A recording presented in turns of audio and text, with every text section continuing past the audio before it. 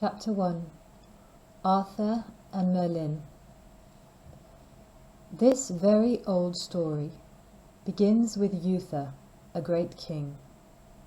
He was a good man, and he was king in the south of Britain. Other places were very dangerous at that time, but people did not fight in Uther's country. Uther loved a beautiful woman, Igraine, and he wanted to marry her, but she did not love him, and he was very sad about that. Merlin was a very clever man, and he knew a lot of magic. He could change into an animal or a bird.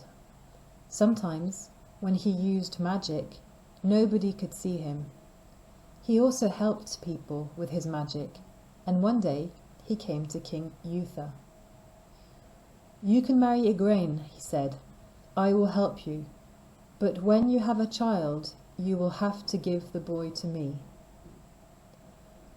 "I will give him to you," said the king. He married Igraine, and later they had a baby son. They called him Arthur. When Arthur was 3 days old, a very old man arrived at the door of the king's house. It was Merlin. King Uther took the child in his arms and gave him to Merlin. Merlin took the child away. He gave the boy, Arthur, to a good knight. His name was Sir Ector. So Arthur lived with Sir Ector and his son Kay, and the two boys were brothers. A short time after this happened, King Uther was very ill. He did not get better. He called for Merlin because he wanted to talk about the future of his country. Merlin came and listened to the king. "I know that I am going to die," King Uther said. "Who will be king after me?" "Call your knights and great men," Merlin told the king. "Tell them, my son Arthur will be the next king." King Uther told his people this before he died, but a lot of people wanted to be king, so the knights and great men began to fight. There was no new king for a long time. When Arthur was a young man, Merlin went to London. He visited the archbishop, the most important man in the church. "Call the knights to London, then we will find a new king," Merlin told the archbishop. The knights came to London. They met at a large church, and the archbishop spoke to them. When they came outside, they saw something strange in front of the church. It was a very large stone with a great sword in it. The sun shone on the sword, and it looked very strong. The knights were excited and started to talk about it. Where did it come from? How did it get here? Who brought the stone here? We didn't see anybody. And who put the sword in it? On the stone were these words: "Only the king can take the sword from this stone." Every knight tried to pull the sword out of the stone. Nobody could do it. The sword did not come out.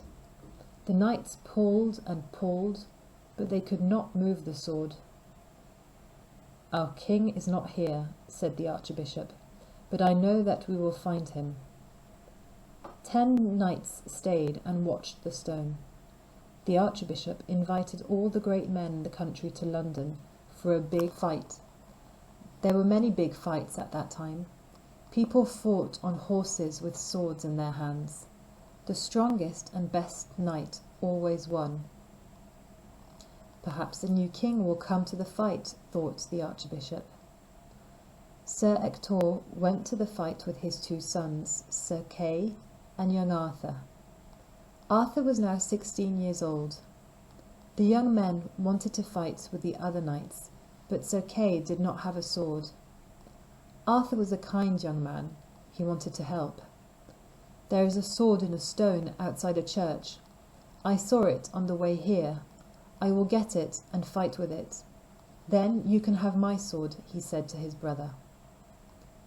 Arthur left Sir Kay and quickly went to the church.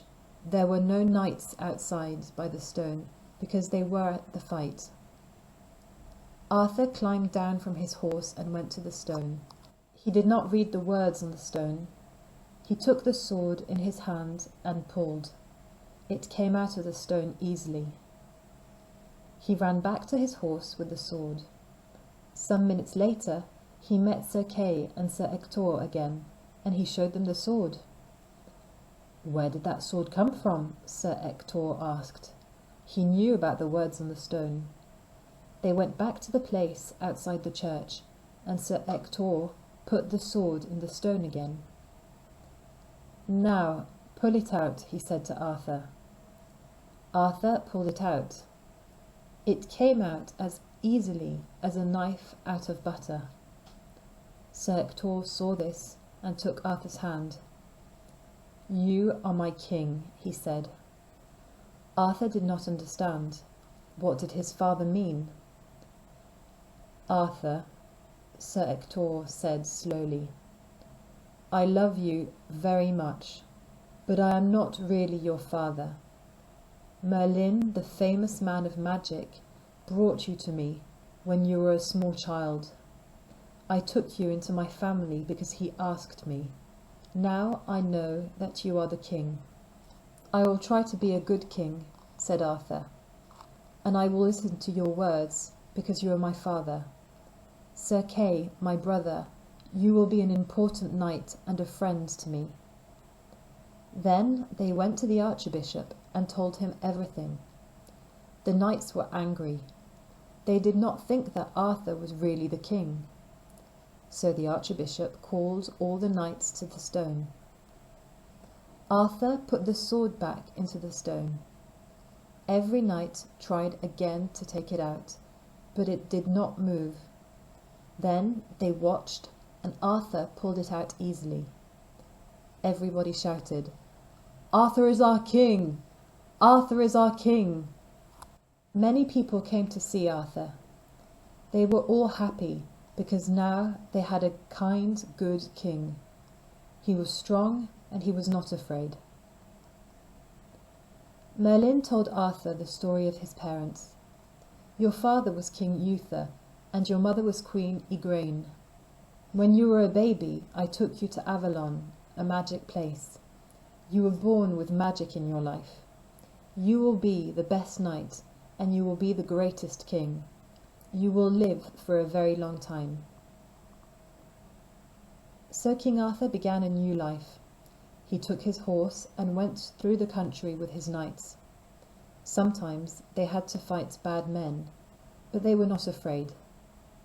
Arthur was a good king, and his knights were brave. His country was a quiet place again.